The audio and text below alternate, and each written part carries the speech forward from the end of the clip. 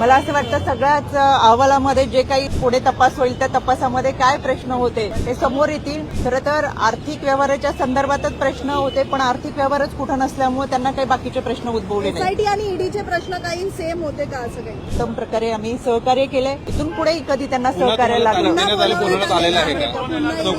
आता अजून तसं काही सांगितलेलं नाही. प्रतिभाताई आणि यांचा देखील यामध्ये ईडीची चौकशी झालेली आहे.